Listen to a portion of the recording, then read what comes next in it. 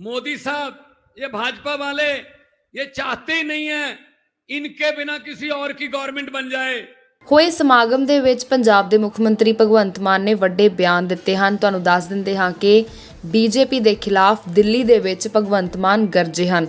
ਆਓ ਸੁਣਦੇ ਹਾਂ ਪੰਜਾਬ ਦੇ ਮੁੱਖ ਮੰਤਰੀ ਭਗਵੰਤ ਮਾਨ ਦਾ ਕੀ ਕਹਿਣਾ ਹੈ। बहुत बहुत धन्यवाद, बहुत बहुत शुक्रिया।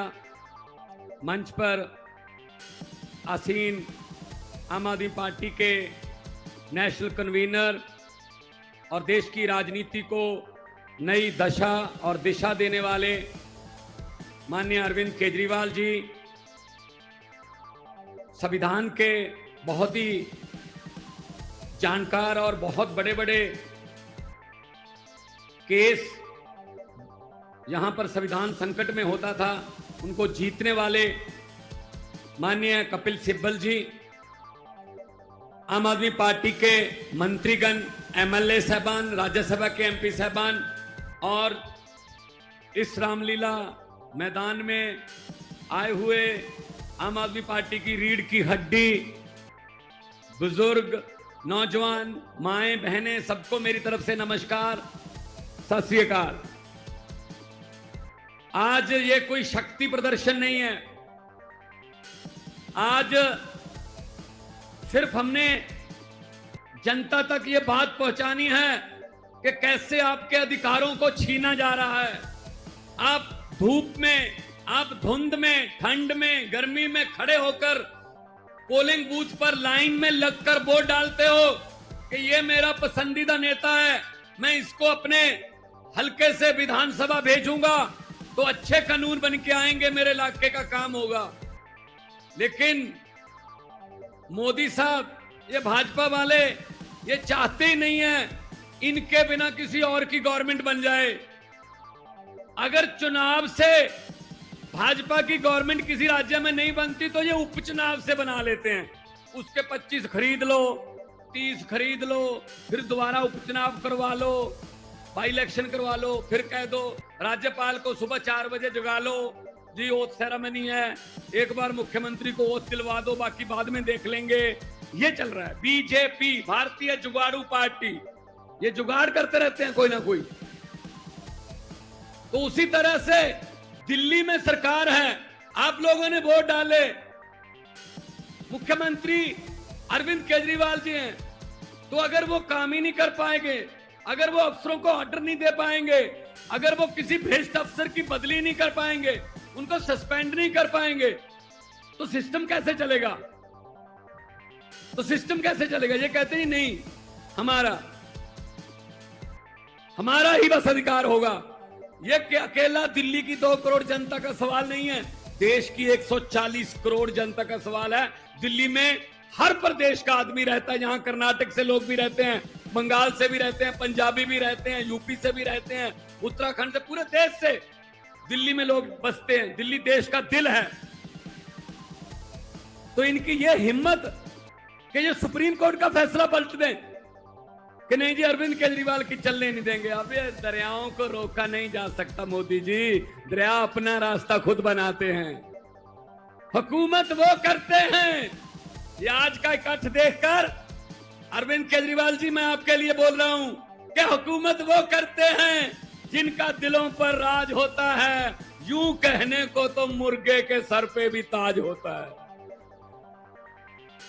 आप दिलों पर राज कर रहे हैं, इसीलिए इस 42 डिग्री टेम्परेचर में लोग आए हैं। अभी 15-20 हजार लोग आ रहे हैं रास्ते में, बसें बहुत दूर दूर तक खड़ी हैं। ये प्यार है, ये अरविंद केजरीवाल जी के लिए, ये आम आदमी पार्टी के लिए आपका प्यार है। इसी प्यार की वजह से हमारे हौसले बुलंद हैं।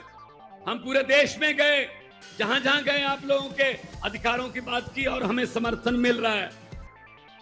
ये ऐसा कपिल सिब्बल जी, ये तो फिर भी चलो इन्होंने कर रखा है कि एलजी है, ये फुल स्टेट है पंजाब।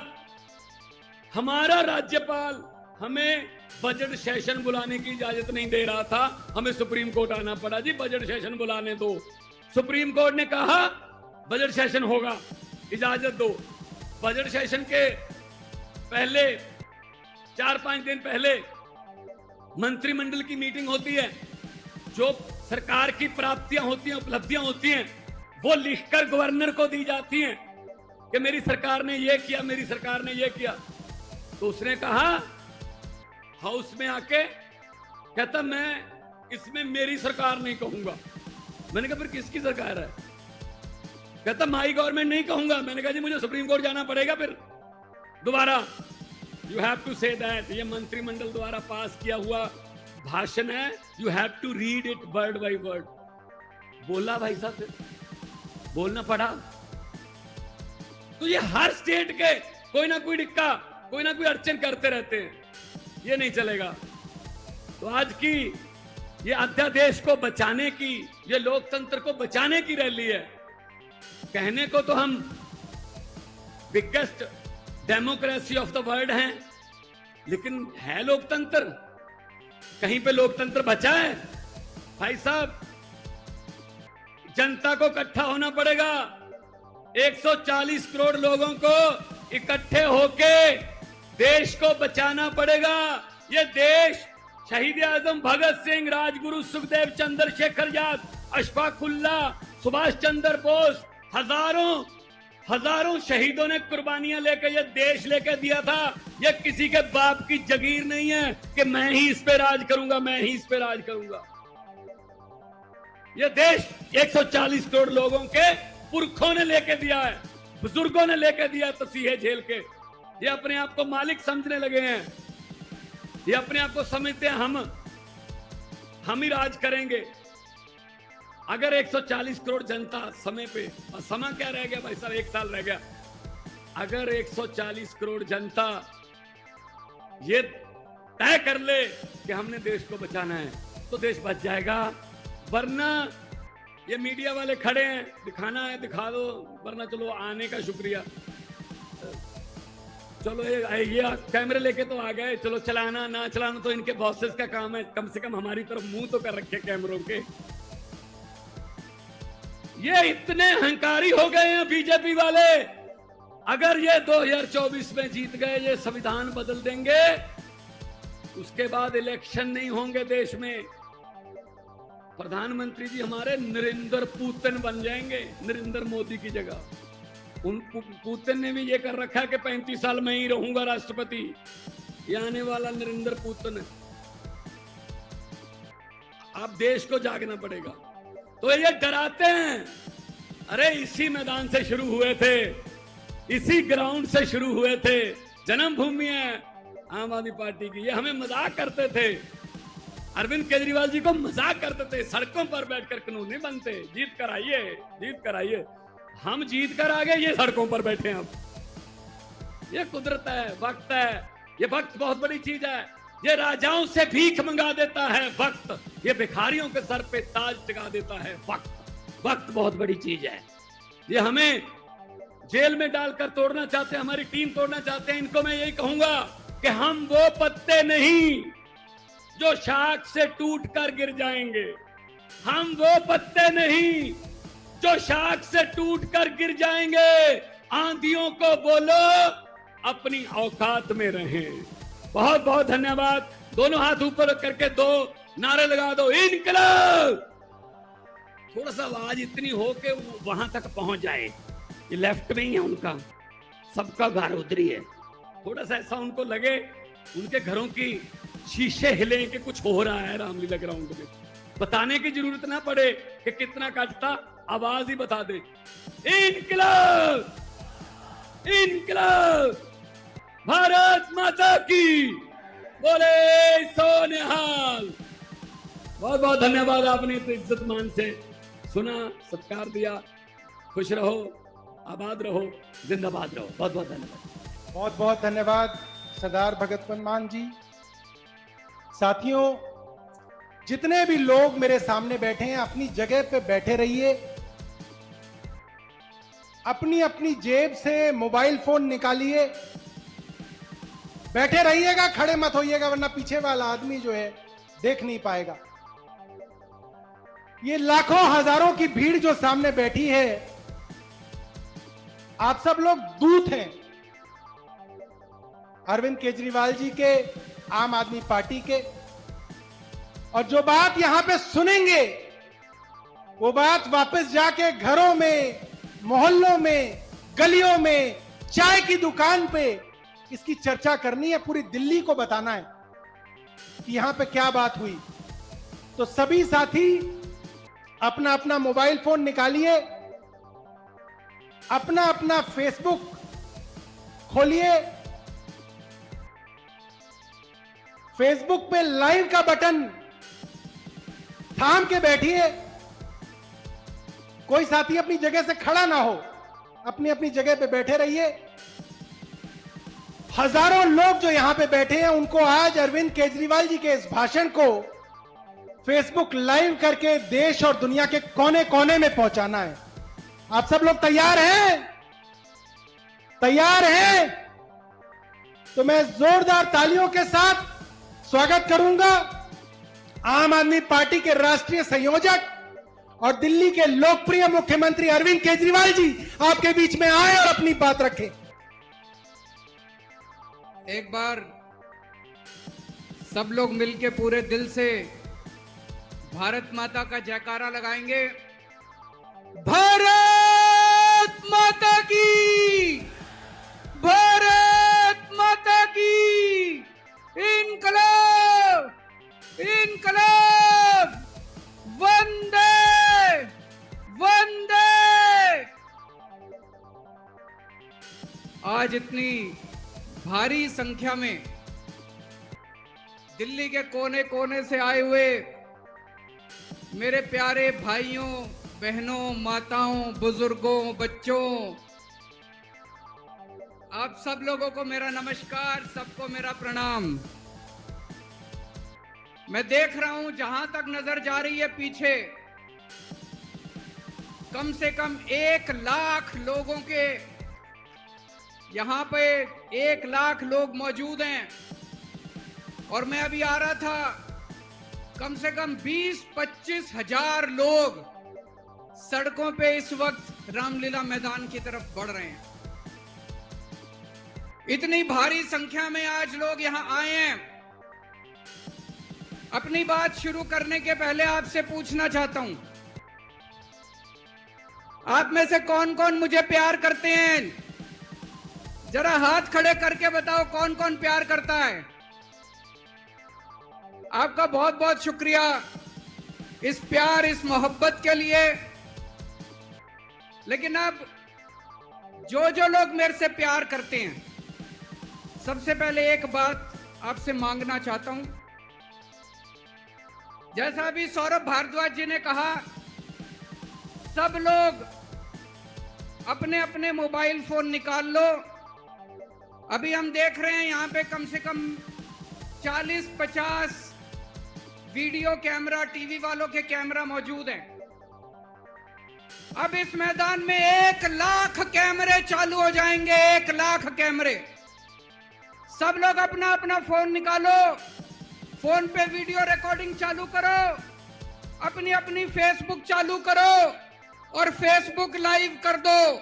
इस रामलीला मैदान से अब एक साथ 1 लाख टीवी कैमरे लाइव चालू होंगे। 1 लाख टीवी कैमरे लाइव चालू। मैं सबसे पहले कपिल सिब्बल साहब का बहुत बहुत शुक्रिया अदा करता हूं, हमारे इनविटेशन पे आज वो आए। कई साल के बाद आज हम लोग रामलीला मैदान में इकट्ठे हुए हैं। आज से 12 साल पहले, 12 साल पहले इसी रामलीला मैदान में इकट्ठे हुए थे हम लोग भ्रष्टाचार के खिलाफ।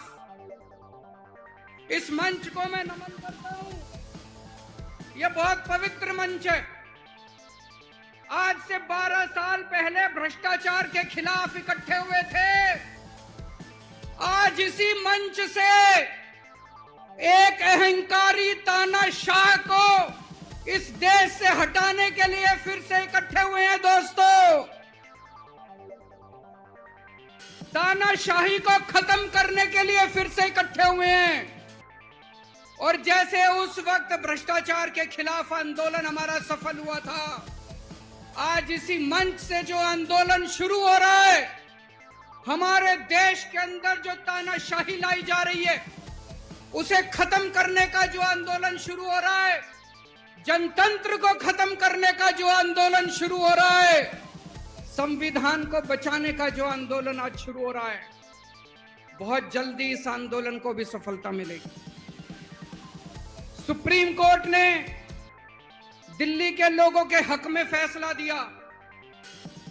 8 साल तक दिल्ली के लोगों ने लड़ाई लड़ी सुप्रीम कोर्ट के अंदर। सुप्रीम कोर्ट में हमारे वकील अभिषेक मनु सिंघवी साहब ने दिल्ली के लोगों की तरफ से लड़ाई लड़ी। सबसे पहले मैं आज इस मंच से सिंघवी साहब का भी दिल्ली के लोगों की तरफ से शुक्रिया अदा करता हूं, जिन्होंने दिल्ली के लोगों को उनका हक दिलाया। दोस्तों, 11 मई, आज 11 जून है, आज से 1 महीने पहले 11 मई को देश की सर्वोच्च अदालत, सबसे बड़ी अदालत सुप्रीम कोर्ट की भी कॉन्स्टिट्यूशन बेंच, उसने आदेश पारित किया दिल्ली के लोगों के हक में।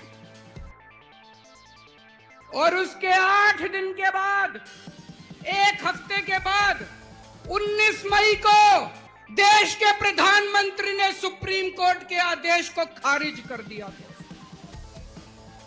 देश की सबसे बड़ी अदालत देश के सबसे बड़ी अदालत के फैसले को प्रधानमंत्री ने खारिज कर दिया। प्रधानमंत्री कहते हैं मैं सुप्रीम कोर्ट को नहीं मानता। देश के प्रधानमंत्री कहते हैं मैं सुप्रीम कोर्ट को नहीं मानता। 75 साल के भारत के इतिहास में पहली बार एक प्रधानमंत्री आया है जो कहता है मैं सुप्रीम कोर्ट को नहीं मानता। पूरे देश के लोग स्तब्ध हैं। पूरे देश के लोगों को यकीन नहीं हो रहा, इतना अहंकारी प्रधानमंत्री को इतना अहंकार। प्रधानमंत्री कहता है मैं सुप्रीम कोर्ट को नहीं मानता। देश के गली गली में चर्चा हो रही है, घर घर में चर्चा हो रही है, ये मोदी जी को क्या हो गया, इतना अहंकार हो गया इनको, इतना अहंकार हो गया इनको। दोस्तों, देश के अंदर अब जनतंत्र खत्म हो रहा है, इसी को तानाशाही कहते हैं। जब देश का प्रधानमंत्री कहता है मैं सुप्रीम कोर्ट को नहीं मानता, इसी को तानाशाही कहते हैं, इसी को हिटलर शाही कहते हैं, जनतंत्र खत्म होना कहते हैं। मैं बताना चाहता हूं आखिर इस सुप्रीम कोर्ट के आदेश में ऐसा क्या है। सुप्रीम कोर्ट ने ऐसा क्या कह दिया कि प्रधानमंत्री जी कह रहे हैं कि मैं सुप्रीम कोर्ट के आदेश को नहीं मानता। सुप्रीम कोर्ट ने अपने आदेश में बोला कि भारत एक जनतंत्र है, भारत में जनता सुप्रीम है, जनता अपनी सरकार चुनती है, उस सरकार को जनता के काम करने का पूरा अधिकार होना चाहिए। दिल्ली में भी लोग सरकार चुनते हैं, दिल्ली की सरकार को भी, जिस भी सरकार को दिल्ली के लोग चुनते हैं, चाहे इस पार्टी की सरकार हो चाहे उस पार्टी की सरकार हो। सुप्रीम कोर्ट ने कहा कि जो भी सरकार दिल्ली के लोग चुनते हैं, जनता सुप्रीम है, दिल्ली की जनता सुप्रीम है, उस सरकार को काम करने का अधिकार होना चाहिए। मैं आपसे पूछना चाहता हूं, क्या सुप्रीम कोर्ट ने गलत बोला? क्या प्रधानमंत्री को सुप्रीम कोर्ट का आदेश मानना चाहिए? मोदी जी कहते हैं मैं सुप्रीम कोर्ट का आदेश नहीं मानता। मोदी जी ने अध्यादेश पारित कर दिया और सुप्रीम कोर्ट के आदेश को खारिज कर दिया। मोदी जी का अध्यादेश क्या कहता है? प्रधानमंत्री जी ने ये जो अध्यादेश पारित किया, ये क्या कहता है? मोदी जी का अध्यादेश कहता है कि अब दिल्ली के अंदर जनतंत्र नहीं होगा, अब दिल्ली के अंदर तानाशाही चलेगी, अब दिल्ली के अंदर जनता सुप्रीम नहीं है, अब दिल्ली के अंदर एलजी सुप्रीम होगा। अब दिल्ली के अंदर चाहे जनता जिसको मर्जी वोट दे, चाहे जनता जिसकी मर्जी सरकार बनाए, प्रधानमंत्री जी कहते हैं सरकार तो मैं ही चलाऊंगा, मेरी तानाशाही चलेगी। अब जनता सुप्रीम नहीं है, जनता की नहीं चलेगी, जनता की सरकार की नहीं चलेगी। प्रधानमंत्री जी कहते हैं एलजी के जरिए मैं सरकार चलाऊंगा। 26 जनवरी 1950 को हमारे देश का संविधान लागू हुआ। बाबा साहब अंबेडकर ने संविधान बनाया। बाबा साहब अंबेडकर ने अपने संविधान में लिखा कि इस देश के अंदर जनतंत्र होगा, जनता सुप्रीम होगी। आज प्रधानमंत्री जी ने भारत के संविधान के परखच्चे उड़ा दिए। प्रधानमंत्री जी ने भारत का संविधान बदल दिया। प्रधानमंत्री जी कहते हैं अब जनता सुप्रीम नहीं होगी, अब एलजी सुप्रीम होगा। जनता सुप्रीम नहीं होगी, अब प्रधानमंत्री सुप्रीम होगा। प्रधानमंत्री जी कहते हैं अब दिल्ली की जनता की वोट की कोई कीमत नहीं होगी। यह तो सरासर अपमान है दिल्ली के लोगों का। प्रधानमंत्री जी कहते हैं दिल्ली की जनता जिसको मर्जी वोट दे, उस वोट की कोई कीमत नहीं है। दोस्तों, ये बीजेपी वाले रोज मेरा अपमान करते हैं, मेरे को गालियां देते हैं, गंदी गंदी गालियां देते हैं। मेरे को अपने मान और अपमान की कोई चिंता नहीं है, मैं कोई परवाह नहीं करता। मैं इनको वापस गाली नहीं देता, मेरे को गाली गलौज नहीं करनी आती, मेरे संस्कार नहीं सिखाते। मैं 24 घंटे अपने काम में व्यस्त रहता हूं, मेरे को काम से मतलब है। आप लोगों ने मेरे को इतना मौका दिया, इतनी जिम्मेदारी है, 24 घंटे काम करता हूं। ये लोग मेरे को जितनी मर्जी गाली दे लें, लेकिन इस बार इन लोगों ने आपका अपमान किया है, आपकी वोट की कीमत, आपका वोट का अपमान किया है। यह मैं बर्दाश्त नहीं कर सकता। आपके अपमान को मैं बर्दाश्त नहीं कर सकता। इसको किसी हालत में नहीं होने देंगे। दिल्ली के लोगों के वोट का जो इन्होंने अपमान किया है, मोदी जी ने तमाचा मारा है दिल्ली के लोगों को, इसको बर्दाश्त नहीं कर सकते। इसको ठीक करा के रहेंगे, इस अध्यादेश को खारिज करा के रहेंगे, सुप्रीम कोर्ट के आदेश को पालन करा के रहेंगे। करेंगे कि नहीं करेंगे?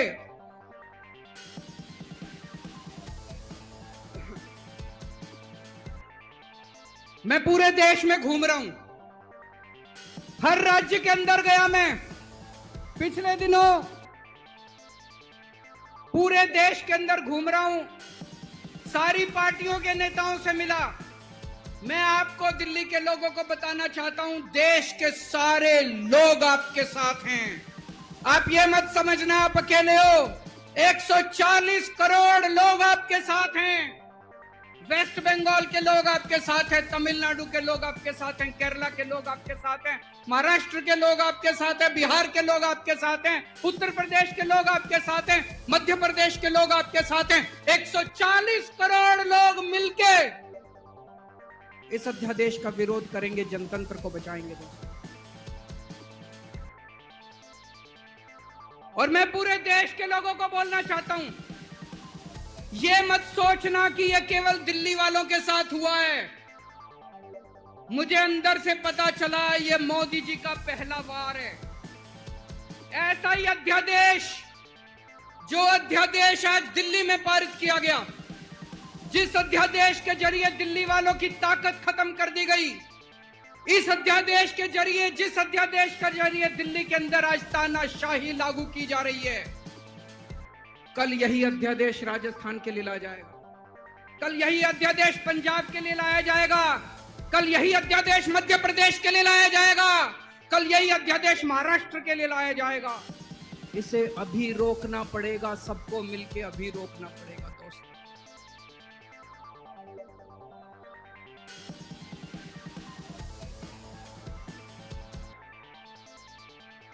मोदी जी दिल्ली वालों के पीछे क्यों पड़े हैं?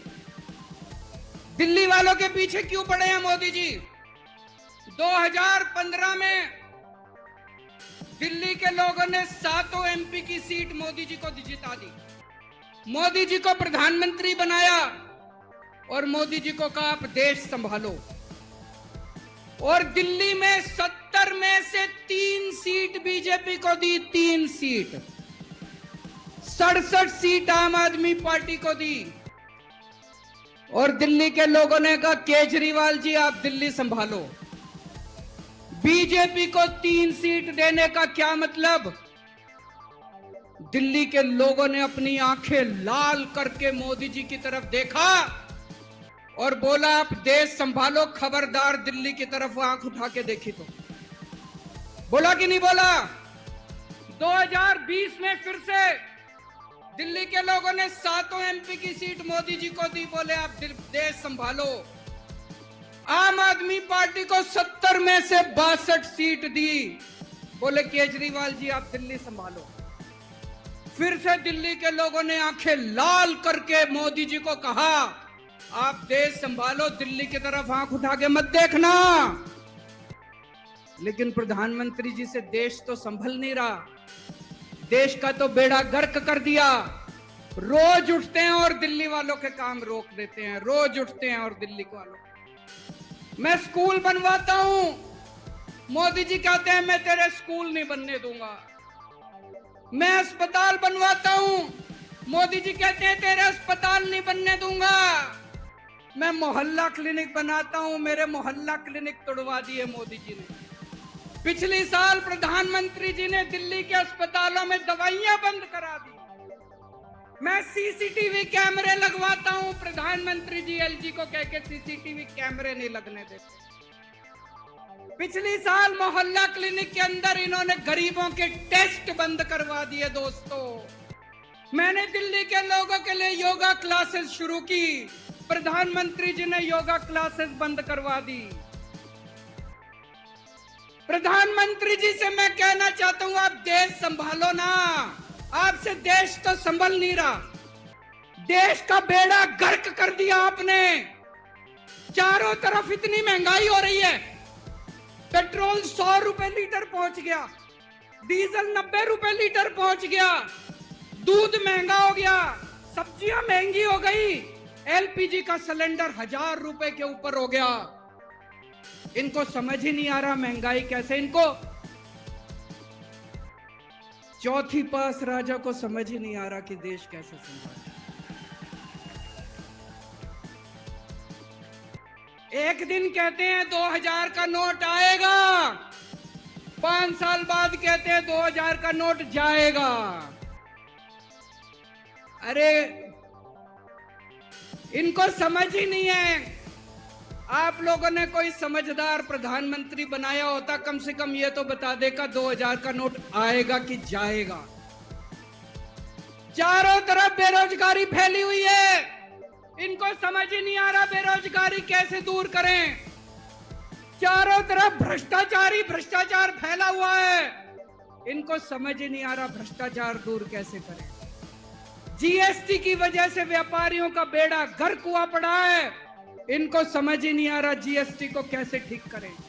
पूरे देश का रेलवे में मेरी आप लोगों से गुजारिश है, एक टेस्ट करके देखना। कोई second class AC, third AC, second class की टिकट खरीद लेना, सेकंड क्लास स्लीपर की। एक बारी रेल में जाके देखो इन्होंने रेलवे का क्या हाल कर दिया। पूरी रेलवे का बेड़ा गर्क कर दिया। अच्छा खासा चलता हुआ रेलवे इन्होंने बेड़ा गर्क कर दिया। 2002 में प्रधानमंत्री जी गुजरात के मुख्यमंत्री बने। 12 साल गुजरात के मुख्यमंत्री रहे। पिछले 9 साल से देश के प्रधानमंत्री हैं। 21 साल हो गए मोदी जी को राज करते करते, 21 साल। 2015 में मैं दिल्ली का मुख्यमंत्री बना। मेरे को 8 साल हो गए दिल्ली पे राज करते करते। आज मैं चैलेंज करता हूं और देश की जनता को अपील करता हूं, मोदी जी के 21 साल, मेरे 8 साल, दोनों के देख लो किसने ज्यादा काम किया। केजरीवाल ने ज्यादा काम करा।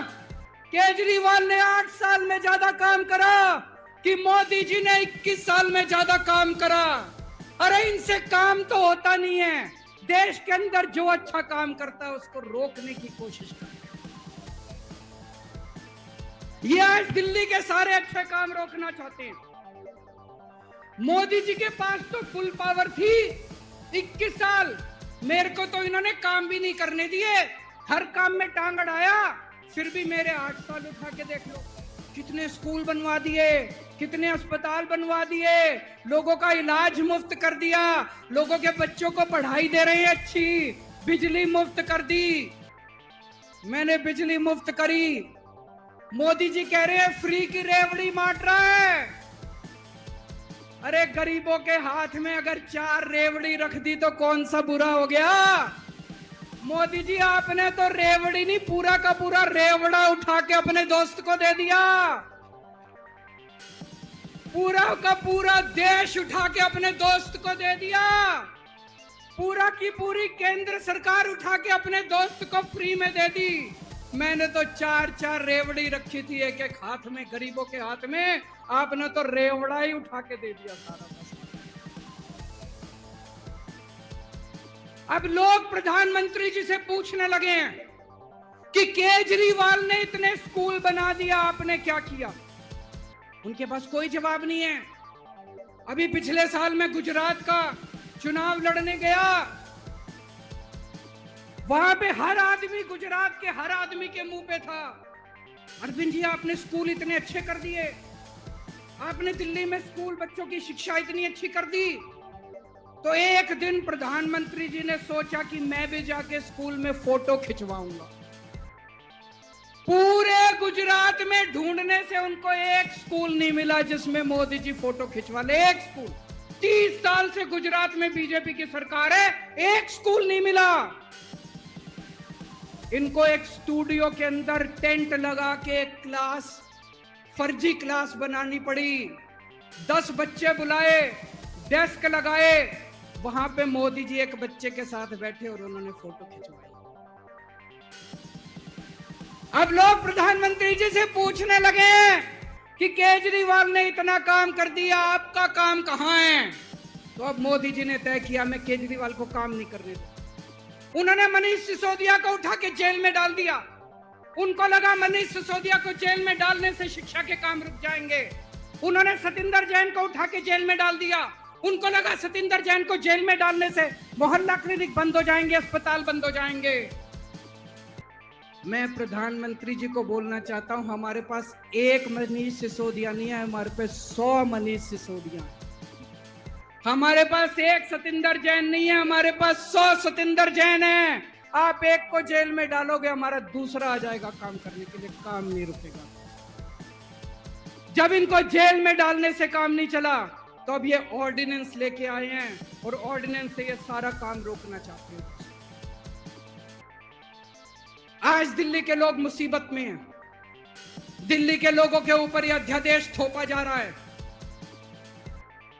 आपने पिछली बार 7 MP को वोट दिया था, कहां है वो सातों के सातों? अपने घर में दुबक के बैठे हैं। वो बीजेपी के गुलाम है, वो आपके नहीं है, आपके सगे नहीं है, वो बीजेपी के गुलाम है।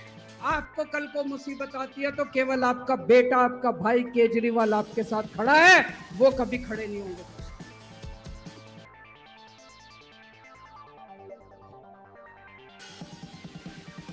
और अंत में मैं आपको एक कहानी सुनाना चाहता हूं। चौथी पास राजा। किस किसने सुनी है ये कहानी? इस कहानी का महात्म्य है कि इस कहानी को जितनी बार सुनोगे, जितनी बार सुनाओगे, उतनी भगवान की कृपा आपके परिवार के ऊपर बरसेगी। इस कहानी का जितना प्रचार प्रसार करोगे, उतना देश की तरक्की होगी, उतना समाज की तरक्की होगी। तो जिन लोगों ने कहानी सुनी है वो भी बड़े ध्यान से दोबारा सुनना, अच्छे से सुनना और इसका खूब प्रचार प्रसार करना। ये कहानी एक राजा की है, एक चौथी पास राजा की कहानी है। एक अहंकारी राजा की कहानी है, एक भ्रष्टाचारी राजा की कहानी है। आप लोगों ने राजा और रानी की कई कहानियां सुनी होंगी। इस कहानी में राजा तो है, रानी नहीं है।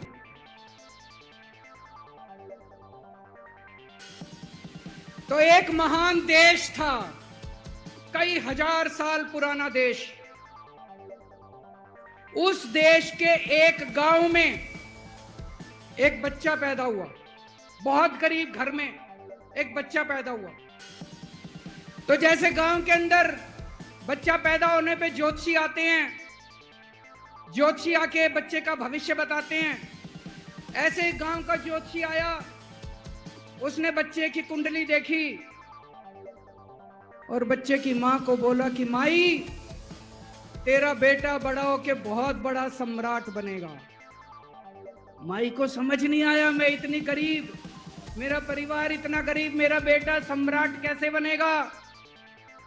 खैर, बच्चा धीरे धीरे बड़ा होने लगा। गांव के सरकारी स्कूल में उसका एडमिशन करा दिया।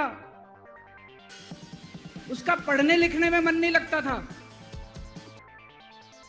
पढ़ते पढ़ते, क्लास करते करते चौथी में आके उसने नाम कटवा लिया। उसका पढ़ाई लिखाई में मन नहीं लगता था। बगल में, गांव के बगल में एक रेलवे स्टेशन था। घर में बहुत गरीबी थी। वो बच्चा वहां स्टेशन पे जाके चाय बेचने लगा।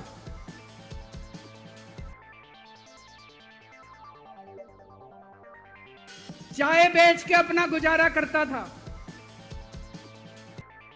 वो भाषण बहुत अच्छा देता था, बचपन से ही बड़ा अच्छा भाषण देता था। गांव के लड़कों को इकट्ठा कर लेता और भाषण देना चालू करता। धीरे धीरे आसपास के गांव में फैल गया कि यह बच्चा भाषण बड़े अच्छे देता है। आसपास के लड़के भी इकट्ठे हो गए और जो मर्जी टॉपिक हो भाषण देना चालू कर देता और रुकता ही नहीं था, घंटों घंटों तक भाषण देता रहता। बच्चा बड़ा हुआ। ज्योतिषी ने कहा था बड़ा होके बच्चा उस महान देश का सम्राट बन गया। लेकिन राजा तो अनपढ़ था, उसे तो कुछ आता नहीं था। अफसर आते, उस अनपढ़ राजा से जहां मर्जी साइन करा लेते, जहां मर्जी जो मर्जी साइन करा लेते। वो राजा अनपढ़ था, उसे लगता था मैं अगर अफसरों से पूछूंगा तो मेरी कमजोरी सबके सामने प्रकट हो जाएगी। अफसरों को लगेगा मेरे को कुछ आता नहीं है। अफसर जो मर्जी लेके आते थे वहां साइन कर देता था। धीरे धीरे पूरे देश के अंदर फैल गया कि राजा अनपढ़ है, राजा अनपढ़ है। राजा को बड़ा बुरा लगने लगा। तो राजा ने कहीं से एक फर्जी डिग्री का जुगाड़ कर लिया। एक फर्जी डिग्री का जुगाड़ कर लिया, एमए की डिग्री का। और राजा बोला मैं एमए हूं। पर सच्चाई तो पूरे देश को पता थी, राजा तो अनपढ़ था। धीरे धीरे राजा अहंकारी भी होता गया। अहंकारी राजा और ऊपर से अनपढ़। जो मर्जी उस राजा के पास जाता और राजा से कुछ भी पास करा के ले आता। एक बार कुछ लोग गए, राजा को बोले जी नोटबंदी कर दो। नोटबंदी करने से भ्रष्टाचार खत्म हो जाएगा, आतंकवाद खत्म हो जाएगा। राजा को कुछ समझ नहीं आया। राजा की खूब चमची मारी उन्होंने। राजा ने एक दिन शाम को टीवी पे आके 8 बजे नोटबंदी कर दी। पूरे देश का बेड़ा गर्क हो गया दोस्त। लंबी लंबी बैंकों के सामने लाइनें लग गई। कई लोग मर गए, दुकानें बंद हो गई, रोजगार बंद हो गए, बड़ी बड़ी इंडस्ट्री बंद हो गई। पूरे देश का बेड़ा गर्क हो गया। फिर एक दिन कोई आके बोला जी 2000 का नोट ले आओ। राजा 2000 का नोट ले आया। 4 साल बाद कुछ लोग आके बोले जी 2000 का नोट बंद कर दो। राजा ने 2000 का नोट बंद कर दिया। राजा को अकल तो थी नहीं, बेवकूफ था, अनपढ़ था। कभी 2000 का नोट चालू करता था, कभी 2000 का नोट बंद करता था। एक बार कुछ लोग आके बोले जी ये किसानों के कानून बना दो, इस कानून से किसानों का भला होगा। राजा ने कानून बना दिए, पूरे देश के किसान सड़कों पे उतर आए। 750 किसान मर गए आंदोलन में, और 1 साल के बाद राजा को वो तीनों कानून वापस लेने पड़े। एक बार उस देश के अंदर बहुत बड़ी महामारी फैल गई, चारों तरफ महामारी फैल गई, लोग मरने लगे। किसने आके बोला जी थाली बजवाओ तो देश ठीक हो जाएगा। तो राजा ने पूरे देश में थाली और चम्मच बजवा दिए। महामारी तो नहीं बची, महामारी तो फैली रही।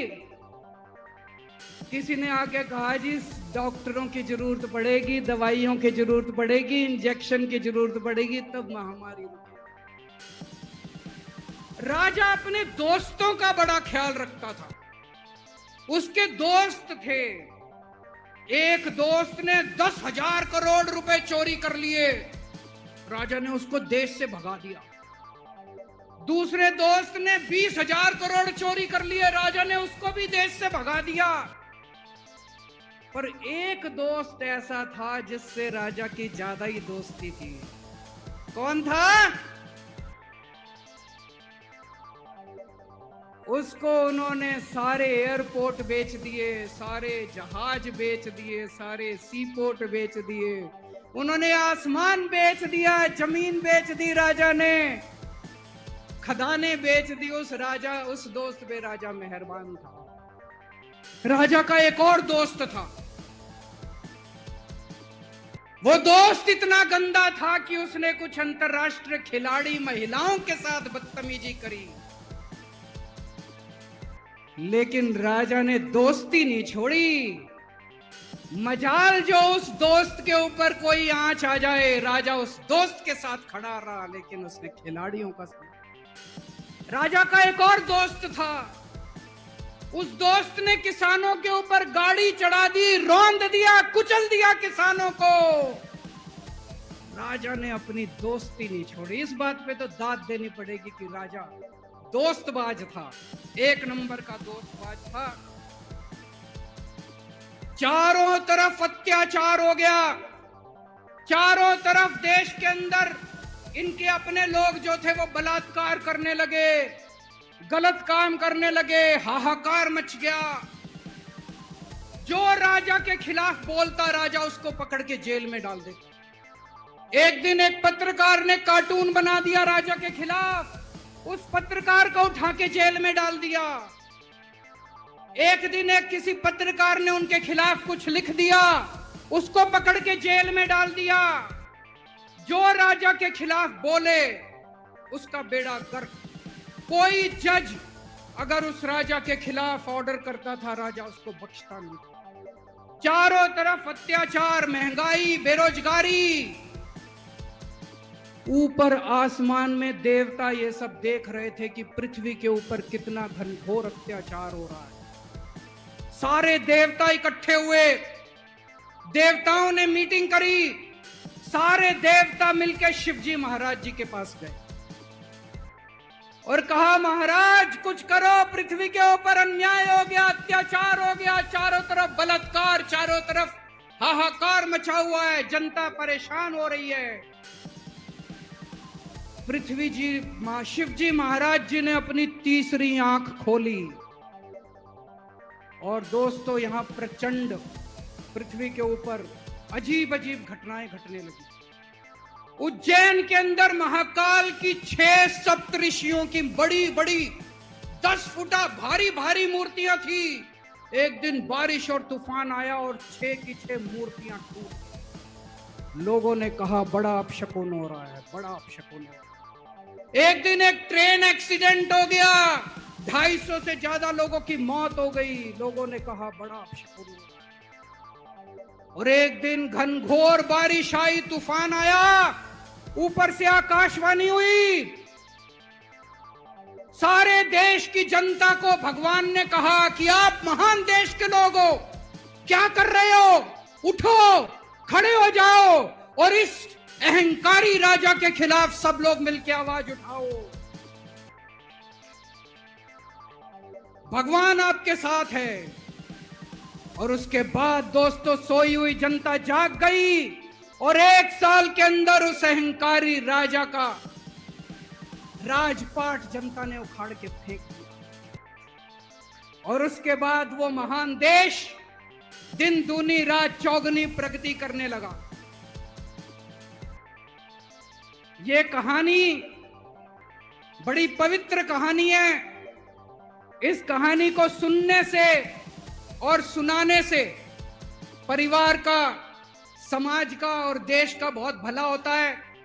इसे ज्यादा से ज्यादा शेयर कीजिए, ज्यादा से ज्यादा लोगों तक पहुंचाइए, ताकि ज्यादा से ज्यादा लोग इसे सुन सकें, इसे समझ सकें। अंत में आपसे एक ही विनती है, अगली बार वोट डालने जाओ तो ऐसे आदमी को वोट डालना, ऐसे आदमी को प्रधानमंत्री बनाना जो कम से कम इतनी तो समझ रखता हो कि 2000 का नोट कैंसिल करना है कि चालू करना है। कपिल सिब्बल साहब एक बहुत अच्छी लड़ाई लड़ रहे हैं। इनकी एक वेबसाइट है, इंसाफ के सिपाही। आप लोग, सब लोग ज्यादा से ज्यादा इस वेबसाइट पे जाके इसको लॉगिन करें, रजिस्टर करें और हम सब लोगों को मिलके अपने महान देश भारत देश के लिए काम करना है। भारत माता की। सभी साथी राष्ट्रगान के लिए अपनी अपनी जगह खड़े हो जाएंगे। सभी साथी जो जहां पे भी हैं, चल रहे हैं, तो वो अपनी जगह रुक जाएं। राष्ट्रगान के लिए सभी साथी अपनी अपनी जगह पे खड़े हो जाएं। राष्ट्रगान। अधिनायक जय हे भारत भाग्य विधाता, पंजाब सिंध गुजरात मराठा द्राविड़ उत्कल बंग विंध्य हिमाचल। ਨਵੀਆਂ ਖਬਰਾਂ ਦੇਖਣ ਦੇ ਲਈ ਸਬਸਕ੍ਰਾਈਬ ਕਰੋ PBX ਨਿਊਜ਼ ਦਾ ਆਫੀਸ਼ੀਅਲ YouTube ਚੈਨਲ।